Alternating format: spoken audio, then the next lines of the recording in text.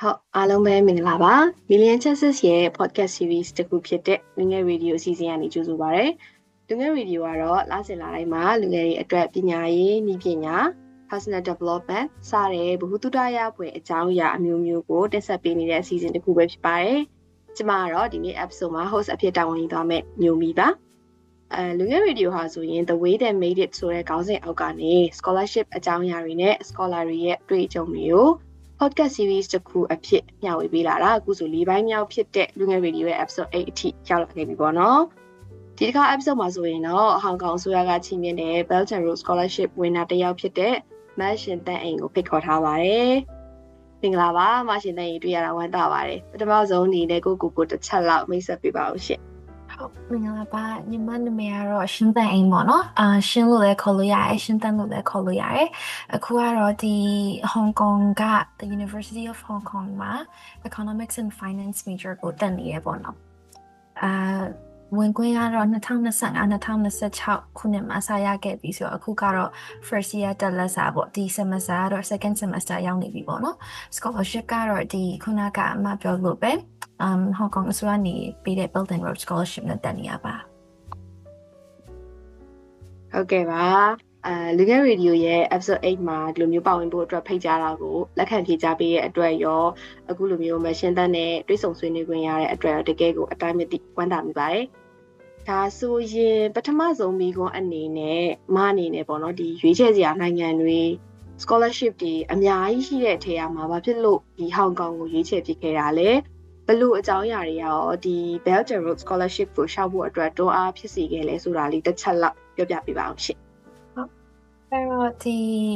ပထမအကြောင်းနေစရှာရပေါ့နော်အကြောင်းစရှာတာကတော့ဒီ A level လုံးနေတဲ့အချိန်ပထမ AS ဖြည့်လဲဖြည့်ပြီးတော့နည်းနည်းစိတ်ကစားပူလာပြီပေါ့ဘာလို့လဲဆိုတော့ A level ဖြည့်ပြီးသွားပြီဆိုလို့ရှိရင်တော်တော်များများက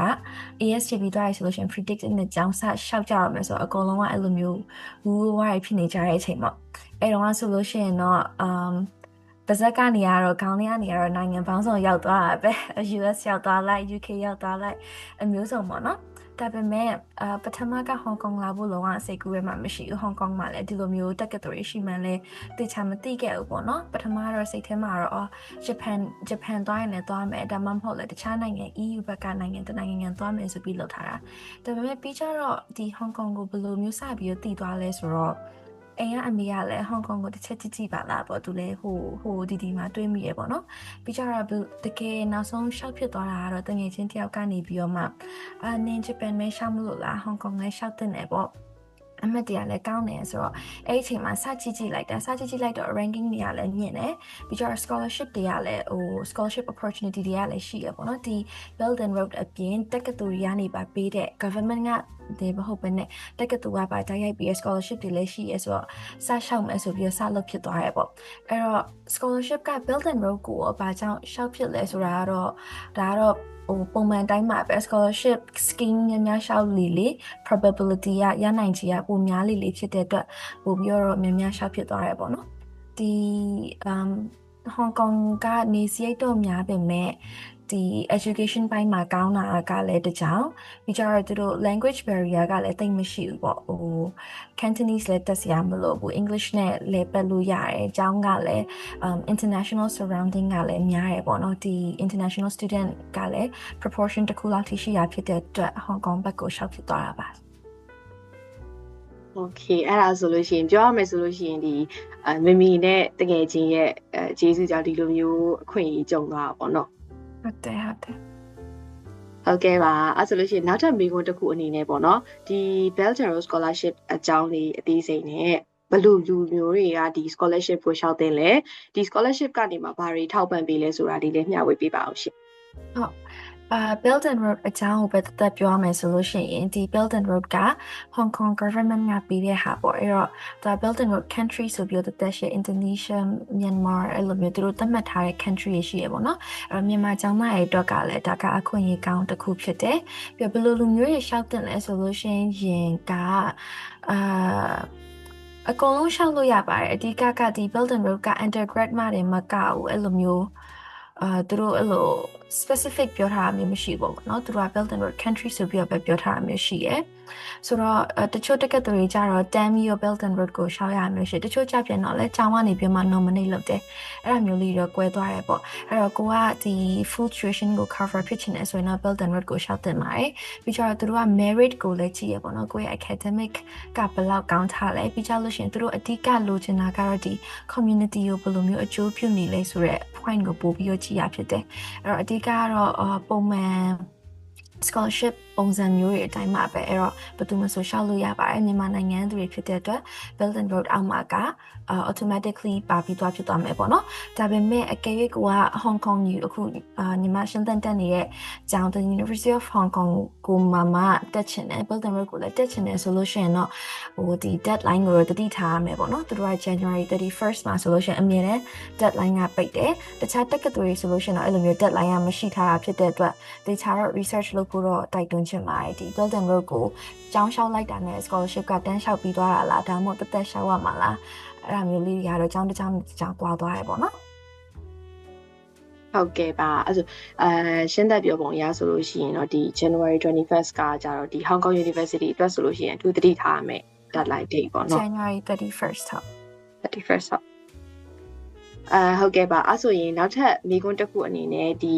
Hong Kong University နဲ့ဒီ Belt and Road Scholarship ကိုရှောက်ခဲ့တဲ့အခါမှာပေါ့နော်ဘာတွေလိုအပ်ခဲ့လဲပြီးတော့အမအနေနဲ့ဘယ်လိုမျိုးတွေပြင်ဆင်ခဲ့ရလဲဆိုတာလေးကို application process က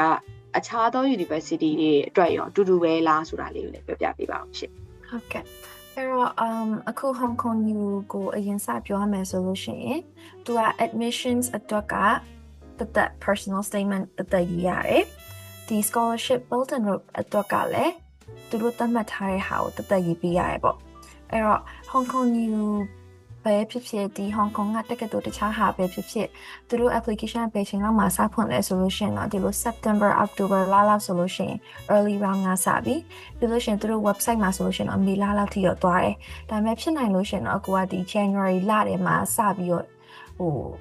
January ဒါမှမဟုတ် February လမှာပေါ့နော်အပြီးလောက်ရှောက်ထားရင်တော့ပိုကောင်းတယ်အဲ့တော့သူတို့ရဲ့ application process က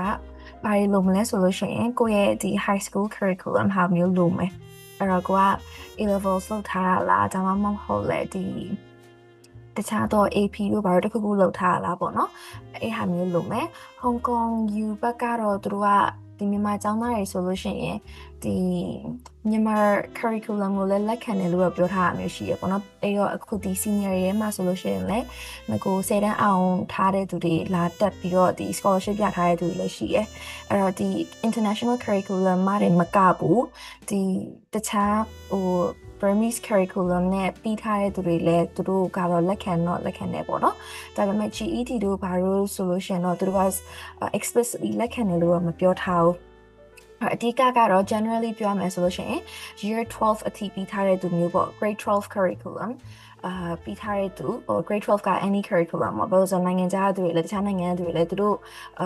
state education နဲ့လာတဲ့သူတွေလည်းရှိတယ်အဓိကတော့ high school ပြီးထားရမယ်ပြီးရင် IELTS တို့or SAT အဲ့လိုမျိုး English requirement လို့ရယ်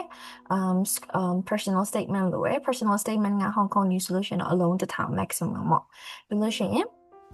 reference letter နှစ်ခုလိုရယ်အနည်းဆုံး reference letter လိုရယ်ပေါ့နော်ဒါကတော့ basic ဟာရေပေါ့သူရှောက်ရတာလွယ်ပါတယ် application portal မှာ account ဖွင့်လိုက်ပြီးဆိုတာနဲ့တဆင့်ချင်းစီလောက်သွားရုံပဲပြီးရင် extracurricular section တွေပါတယ်လည်းတက်ရှိအဲ့ဒါလည်းသူတို့ဘာသာသူတို့ form ကိုဖြည့်သွားရုံပဲပေါ့နော်ကိုမှ other supporting document ရှိရယ်ဆိုလို့ရှိရင် scan ဖတ်ပြီးတော့တင်ပေးလိုက်လို့ရတယ်အဓိကကသူတို့ရဲ့ system ကိုတခြားပြည့်စုံစုံဖြည့်ပေးသွားဖို့လိုရယ်ပြီးတော့တစ်ဖက်မှာ Belt and Road အတွက်ကကြတော့ဒီ Hong Kong U ဘက်HKU အတွက်ဆိုလို့ရှိရင်တော့သူတို့one page write up ဆိုပြီးတော့တစ်ခုရှိရယ်အဲ့တော့သူတို့သတ်မှတ်ထားတဲ့တမျက်နှာမှာအပြည့်ရေးလို့ရတယ်အဲ့တော့သူက margin တွေဘာတွေသတ်မှတ်ထားတာမျိုးမရှိဘူးဘေးမြင့်ဘယ်လောက်ရှိရမယ် font size ဘယ်လောက်ရှိရမယ်အဲ့ဒါမျိုးသတ်မှတ်ထားတာမရှိတဲ့အတွက် flexible တော့ဖြစ်တယ်အဲ့တော့ကိုကများများရေးချင်တယ်ဆိုလို့ရှိရင်အဲ့ဒါလေးတွေကို adjust လုပ်ပြီးလိုက်ရေးပေါ့နော်အဲ့တော့ Belt and Road က one page write up တစ်ခုရှိမယ်ပြီးလို့ရှိရင်နောက်ထပ်ခေါင်းစဉ်လေးခုနဲ့ပတ်သက်ပြီးတော့ရေးရတဲ့ essay အတူ paragraph short paragraph လေးရှိရဲအဲ့တော့ပထမဆုံးကကျတော့ကိုယ့်ရဲ့ academic achievement ကဘာလဲဆိုတာမျိုးရေးခဲ့ရတာရှိရဲပြီးကိုယ့်ရဲ့ leadership quality နဲ့ပတ်သက်တဲ့အကြောင်းရေးရတဲ့ paragraph လေးတစ်ခုရှိရဲနောက်တစ်ခုကတော့ဒီ community ကိုဘယ်လိုမျိုး contribute လုပ်ထားလဲပေါ့နော်ပြီးလို့ရှိရင်နောက်ဆုံးမှာဒီ Hong Kong society ကိုဘယ်လိုမျိုးပြန်ပြီး contribute လုပ်မလဲဆိုတဲ့ဟာမျိုးပေါ့အဲ့ဒါတွေအကုန်လုံးကတော့ဒီ Belt and Road website မှာအသေးစိတ်တော့ကြည့်လို့ရတယ်အဲ့တော့ဒီ Hong Kong တက္ကသိုလ်နဲ့တခြားတက္ကသိုလ်တွေနဲ့ပုံစံတူပဲလားဆိုတော့ပုံစံကမတူဘူးပေါ့ဥပမာပြောရမယ်ဆိုလို့ရှိရင် HKUST လို့ဟာမျိုးဆိုလို့ရှိရင် Belt and Road အတွက်ကိုကျောင်းသားကတက်တန်းပြီးတော့ရှောက်စီရမလို့ admissions နဲ့အတူတူတန်းပြီးတော့ရှောက်စီရမလို့ပဲနဲ့သူက application portal မှာကိုကဒါရှောက်ချင်လားဆိုလို့ရှောက်ချင်တယ်ဆိုပြီးတော့ရွေးထားလိုက်ပြီးကြတော့သူတို့ဘက်ကကိုယ့်ရဲ့ profile ကိုကြည့်ပြီးတော့တင်တော်ရဆိုလို့ရှိရင်သူတို့ဘက်ကလာပြီးတော့ nominate လုပ်မယ်အဲ့လိုမျိုးတက်ဆင့်ချင်းသွားတယ်ပေါ့နော်ဟိုဘက်က Belt and Road ဒီ HKU ဘက်ကကြတော့တန်းပြီးတော့ကိုကတန်းလျှောက်တယ်ပြီးရင်သူတို့ကစစ်ဆေးတယ်တချို့ကျတော့ interview ရတယ်တချို့ကျတော့ interview မရဘဲနဲ့တန်းပြီးတော့ scholarship ကို granted ဖြစ်သွားတယ်ပေါ့အဲ့လေးกว่าပါတယ်ဟုတ်ကဲ့ပါအဲ့ဆိုတော့ပြောရမယ်ဆိုလို့ရှိရင်ဒီ HKU ဆိုလို့ရှိရင်တစ်မျိုးတခြားအကြောင်းတွေဆိုလို့ရှိရင်တစ်မျိုးတူဆိုတော့ဒါလေးတော့နည်းနည်းသတိထားရမယ်ပေါ့နော်ရှောက်တဲ့သူတွေအတွက်ဆိုလို့ရှိရင်ဟုတ်ကဲ့ပါပြီးလို့ရှိရင်တော့နောက်ထပ်မိကွန်းတစ်ခုအနေနဲ့ပေါ့နော်ဒီ scholarship ကိုရှောက်တဲ့အခါမှာဒီ application process မှာရော interview stage မှာရောအခက်အခဲတွေရှိခဲ့လားရှိခဲ့တယ်ဆိုလို့ရှိရင်လည်းဘယ် HR တွေက challenging ဖြစ်ခဲ့ပြီးတော့ဒီလိုအရာတွေကိုကြော်လွှားနိုင်ဖို့အတွက်နဲ့ဘယ်လိုမျိုးဖြည့်ရှင်းခဲ့လဲဆိုတာလေးကိုလည်းတစ်ချက်လောက်မျှဝေပေးပါအောင်ရှင့်အဲ့တော့ application stage မှာကတော့အဓိက challenge ကတော့ဒီ time ပေါ့နော်အချိန်က deadline နဲ့ကတ်သွားတယ်ဘာလို့လဲဆိုတော့ဟောင်ကောင်ကိုပထမစရှောက်မယ်လို့အစီအစဉ်မရှိဘဲနဲ့ဒီစာမေးပွဲ A2 စာမေးပွဲဖြည့်ပြီးတော့မှရှောက်မယ်ဆိုပြီးဖြစ်သွားတာပေါ့။ဒါပေမဲ့စာမေးပွဲကလည်း January လမှာဖြစ်နေတယ်။ခုနကပြောသလိုပဲ Belt and Road deadline ကလည်းဒီ January 31st မှာဖြစ်နေတယ်။အဲ့တော့စာမေးပွဲပြီးတော့ develop လောက်ပဲအချိန်ရလိုက်တော့အချိန်နည်းနည်း rush ဖြစ်သွားတာလေးတခုရှိရပေါ့နော်။အဲ့ personal statement အမြန်ရေးလိုက်ရတာမျိုးအဲ့ဒါလေးရှိပါတယ်။ website ကတော့သူက pretty straightforward တခုတဆင့်ချင်းစီသွားရတာမျိုးလေးပဲreference letter တင်ရတာလည်းအကုန်လုံးအဆင်ပြေတယ်ဒါပေမဲ့သူတို့ကတော့ဘယ်လိုမျိုးလဲဆိုလို့ရှိရင် reference letter ကိုယ်တိုင်တင်လို့မရဘဲနဲ့ကျောင်းကနေတဆင့်တင်ရတာဆိုတော့အဲ့လိုမျိုးဂျားထဲမှာတော့နည်းနည်းdelay လေးတွေရှိတော့ကျောင်းမဘက်ကတော့နည်းနည်းစိတ်ပူရတာပေါ့နော်overall ပြောရမယ်ဆိုလို့ရှိရင်တော့ဒီ application တင်ရတဲ့ process ကနည်းနည်း smooth ဖြစ်တယ်တခုပဲပါလဲဆိုတော့တို့ဒီ Hong Kong ကြီး shut down သူကsecond language တခုတခြားဘာသက်တာမျိုးရှိလဲဆိုတာမျိုးမေးတဲ့ဟာလေးရှိတယ်အဲ့ဖြစ်ရှင်တော့ English အပြင်ဘာတက်လဲဆိုတော့ English ကလည်းပါပြီးသွားတယ်လေအဲ့ဒါပေမဲ့အဲ့ချိန်မှာတခြား language မရှိထားဖြစ်တဲ့အတွက်ဘယ်လိုလုပ်လိုက်ရလဲဆိုလို့ရှိရင် Burmese ကိုပဲကျောင်းတော့တက်ခဲ့တဲ့ဟာကိုပဲပြလိုက်ရတယ်ပေါ့နော်အဲ့ဒါလေးတစ်ခုပဲဒါပေမဲ့အဲ့ဒါကလည်းသူတို့ကအရင် strict ဖြစ်လားဆိုရင် strict မဖြစ်ပြန်ဘူးကိုကဘယ်လိုလုပ်ပြီးလိုက်ရင်ရလဲဆိုလို့ရှိရင်ဒီ dear admissions office blah blah blah ဆိုပြီးကိုဘာတာကိုနည်းနည်းရှင်းပြလိုက်တဲ့စာလေးပြပေးလိုက်တယ်ပေါ့နော်ဒီပြလိုက်ပြီးတော့တင်ပေးလိုက်လို့ရှိရင်အဲ့ဒါဖြစ်ရသွားပြီပေါ့အဲ့ဒါတော့ရှင်းသန်းတို့ဒီ cohort တုန်းကပေါ့နော်ဒီ2025 2026ဝင်ခွင့်တော့အဲ့ဒါတခုထည့်ပေးခဲ့ရတယ်အခု cohort ကတော့အဲ့ဒါရှိအောင်မရှိအောင်တော့မပြောတတ်ဘူးပေါ့အဲ့ဒါတော့ application stage မှာက challenge ကအရင်ရှိရတော့မဟုတ်ဘူးဒီလောက်လေးပဲရှိရပြီးတော့ interview ကကျရှင်းသန်းဒီ Hong Kong ကြီးအတွက်က interview မဖြေခဲ့ရဘူးအဲ့တော့သူကတန်းပြီးတော့profile ကိုကြည့်ရအမှတ်တွေကြည့်ရကိုယ့်ရဲ့ extracurricular တွေ essay တွေကြည့်ပြီးတော့ scholarship တန်းပေးလိုက်တာပေါ့နော်အဲ့တော့ scholarship round အတွက်ရှင်းတဲ့ interview ကိုဖြေလိုက်ရအောင်ပေါ့ဟုတ်ကဲ့ပါရှင့်အဲဆိုလို့ရှိရင်interview ကိုဖြေစရာဘယ်လိုလိုက်ပဲနဲ့ဒီလိုမျိုးscholarship ကိုတက်ခံနိုင်သွားတဲ့အတွက်လည်း congratulation ပါနော်ဟုတ်ကဲ့ပါကျေးဇူးတင်ပါတယ်ရှင်းတဲ့အခုကျတော့ဒီ scholarship အကြောင်းလေးနဲ့ပတ်သက်ပြီးတော့မျှဝေပြီးပြီပေါ့နော်ဆိုတော့ဟောင်ကောင်မှာနေရတာဘယ်လိုရှိလဲဆိုတာလေးနဲ့ပတ်သက်ပြီးပြောကြမှာနော်အမအနေနဲ့ဒီဟောင်ကောင်ကိုရောက်သွားတဲ့အခါ cultural ဘိုင်းမှာပဲဖြစ်စီလူနေမှုပုံစံအရာဖြစ်စီကြုံရတဲ့အခက်အခဲလေးရှိလား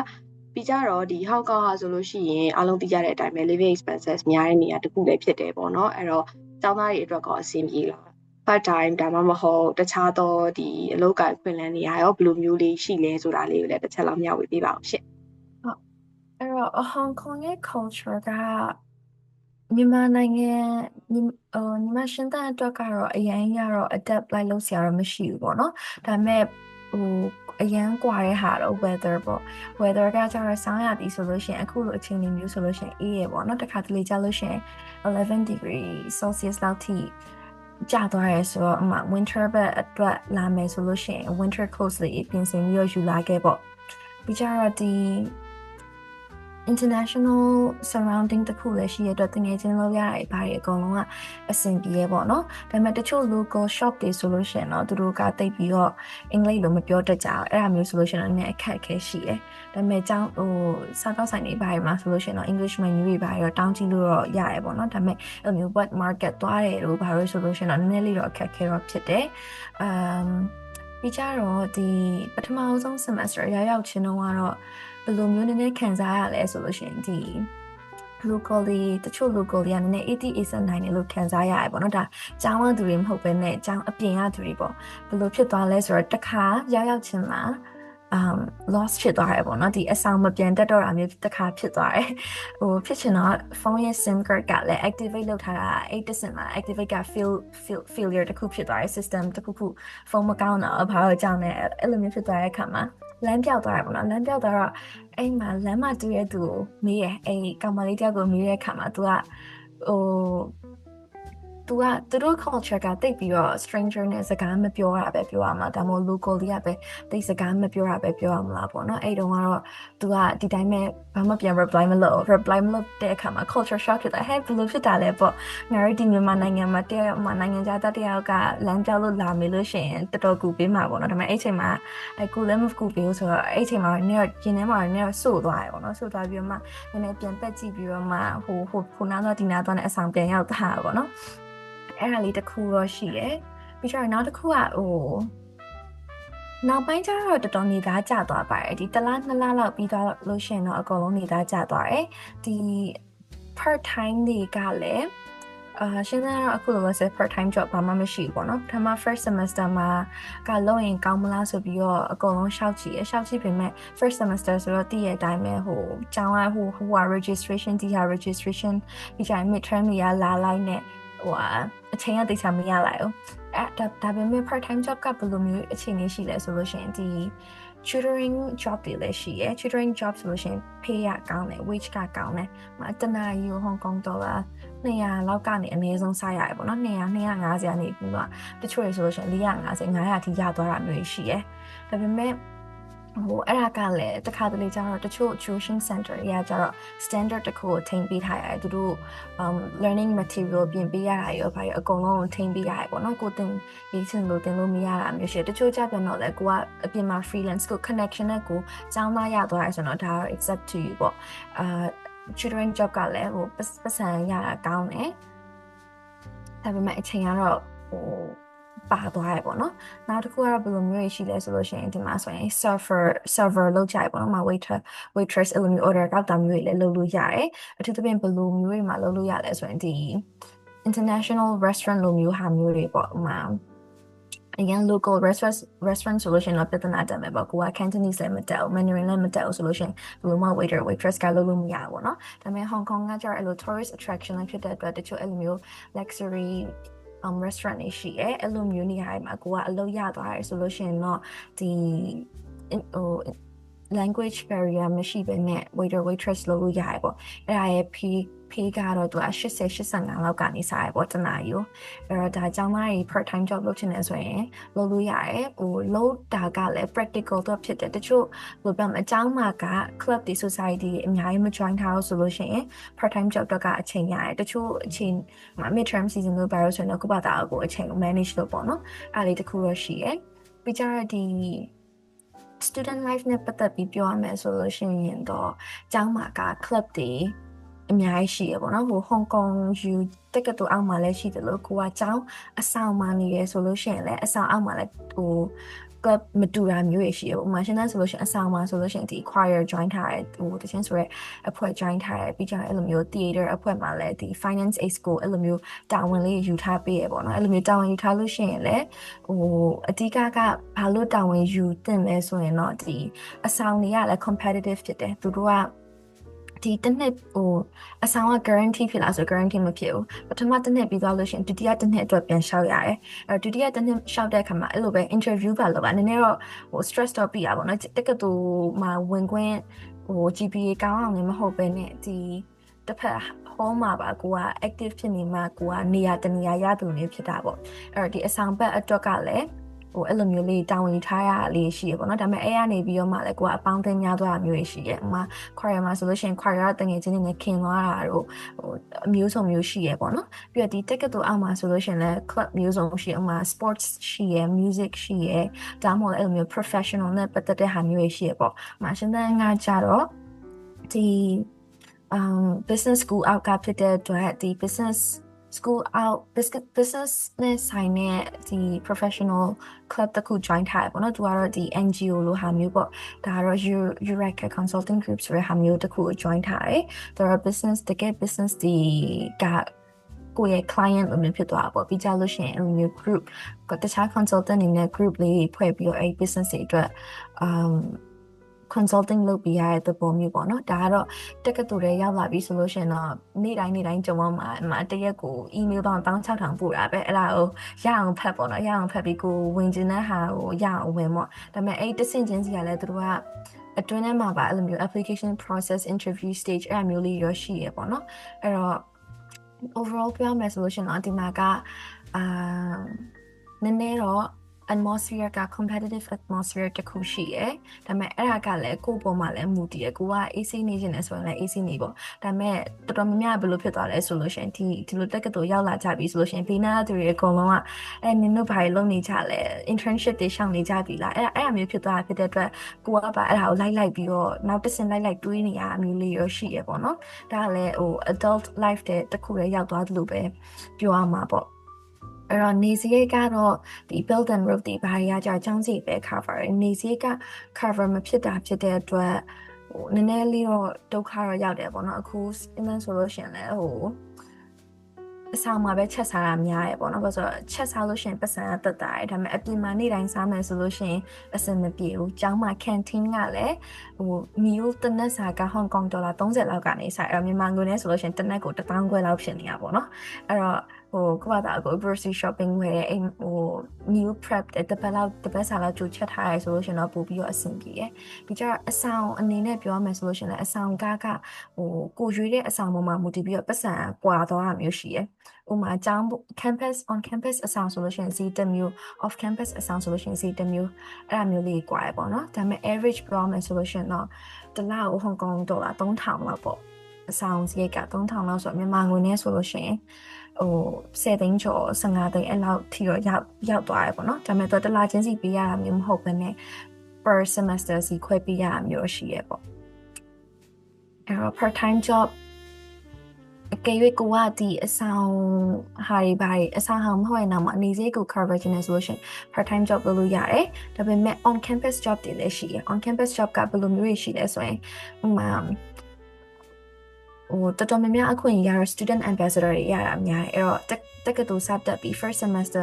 မှာလည်း second semester မှာလည်းသူကနှစ်အစားလားဆိုလို့ရှိရင် student ambassador တွေခေါ်တာမျိုးရှိတယ်အဲ့ဒါမျိုးဆိုလို့ရှိရင်ကိုကရှောက်ပေါ့နော်ရှောက်ပြီးသွားလို့ရှိရင် interview တွေပါဖြေပြီးသွားလို့ရှိရင်ကိုက student ambassador ဖြစ်သွားပြီဆိုလို့ရှိရင်တချို့အလုပ်တွေကကျတော့ပတ်စံရတယ်ကိုကဒီ event ကို sign up လုပ်မယ်ဆိုလို့ရှိရင်ဒီ event မှာအချိန်ကြာရင်ကြာသလား hourly rate နဲ့ရတာမျိုးရှိရပေါ့နော်အဲ့ဒါမျိုးတွေကနေလည်းပတ်စံရတယ်ပြီးကြတော့အဲ့မှာတချို့မှာexperiment ခေါ်တာမျိုးရှိတယ် experiment ခေါ်တာမျိုးဆိုလို့ရှိရင်လည်း one off နည်းနည်းပတ်စံရတာမျိုးလေးရှိတယ်ပေါ့နော်အဲ့တော့အဲ့ဒါကလည်း email တေချာဖတ်ဖို့ပဲပေါ့ on campus job တွေကလည်းအဲ့ကနေပဲတစင်ရတာဖြစ်တဲ့အတွက်ဒီနေစရိတ်လောက်ကတော့နည်းနည်းတော့ cover ဖြစ်နိုင်ပါတယ်ကိုက part time job ပဲလုပ်မယ်အဲ့ဒါမျိုးလေးလည်းလိုက်ပြီးတော့ look out လုပ်နေမယ်ဆိုလို့ရှိရင်ပေါ့နော်ဟုတ်ကဲ့ပါအဲ့ဆိုရှင်းတဲ့အခုပြောရတာလေးကပြောမှဆိုတော်တော်လေးကိုပြည့်စုံသွားပြီပေါ့နော် part time job တွေတခြားလောက်ကခွင့်လန်း work experience တွေအပြင်ကိုမှဒီ international student တယောက်အနေနဲ့လက်ရှိဒီချက်တန်းရတဲ့ academic learning experience ပေါ့နော်တခြားဒီ live အပိုင်းတွေရောတော်တော်လေးကိုပြည့်စုံပါသွားတယ်လို့ပြောလို့ရတယ်ပေါ့နော်အဲ့ဒီအတွက်လည်းကျေးဇူးတင်ပါတယ်ပြောပြပေးတဲ့ဟာလေးဆိုတော့ကနောက်ဆုံးမိကုန်းအနေနဲ့နောက်ဆုံးမိကုန်းအနေနဲ့ Bachelor Scholarship လျှောက်ဖို့စိတ်ကူးထားတဲ့သူတွေရှိရဲဆိုလို့ရှိရင်သူတို့တွေကိုဘယ်လိုမျိုးအကြံဉာဏ်ပေးချင်လဲရှင်building road ရှောက်မယ်ဆိုလို့ရှိရင်တော့အဓိကကတော့ခုနကရှင်းပြပြောလို့ပဲပေါ့နော်ကျ ကျောင်းတစ်ကျောင်းနဲ့တစ်ကျောင်းတွေက process မတူဘူးအဲ့တော့ကိုကအကေဟောင်ကောင်မျိုးလာချင်တာဆိုလို့ရှိရင် Belt and Road deadline မကျော်သွားဖို့အရေးကြီးရယ်ပြီးတော့ဒီ essay ရေးတာကလည်းတခြား thoroughly ရေးဖို့လိုရပေါ့နော် thoroughly ရေးဖို့လိုရဒီကိုအကြောင်းလေးတခြားပြောရမယ်ပြီးကြရင်သူပြောစေချင်တဲ့ဟာတွေအကုန်လုံးကိုလည်း checklist ကိုလည်းပါလို့ရမယ်ပေါ့နော်ဥပမာဒီ Hong Kong ကြီးအတွက်ဆိုလို့ရှိရင်ဘယ်လိုနေအောင်ဘာကြောင့်ရွေးတင်တာလဲဆိုတဲ့ဟာမျိုးမေးတဲ့အခါမှာကိုကပြပြစုံစုံပြောပြနိုင်ဖို့လိုတယ်အဲ့တော့အဓိက Belt and Road ရှောက်ချင်တယ်ဆိုလို့ရှိရင်ရှောက်လိုက်သူတို့က generous ဖြစ်တယ်ပေါ့နော် scholarship ပြီးတာ generous ဖြစ်တယ်လို့ကျွန်တော်မြင်တယ်အခုဒီလာမယ့်နှစ်အခုဒီလာမယ့်နှစ်မှာဆိုလို့ရှိရင်လည်းသူတို့မြန်မာနိုင်ငံရှောက်တဲ့သူတို့များတာဖြစ်တဲ့အတွက်သူတို့အခုလောလောဆယ်ကတော့သူတို့offer ပဲအရင်ပေးထားပြီးတော့ scholarship offer ကခဏတော့ကြာနေရပေါ့နော်ဒါပေမဲ့ဘာပဲပြောရှောက်စီချင်ပါတယ်လို့ပြောချင်ပါတယ်ကဲပါရှင်တန်အားဆိုလို့ရှိရင်ဒီနေ့အတွက်မိခွန်းတိုင်းမိခွန်းလုံးအားလုံးကိုပေါ့နော်ပြည့်စုံစုံဖြေချပေးတဲ့အတွက်တကယ်ကိုကျေးဇူးတင်ပါတယ်ကဲပါရပါတယ်ရှင်တန်လည်းကျေးဇူးတင်ပါတယ်ရှင်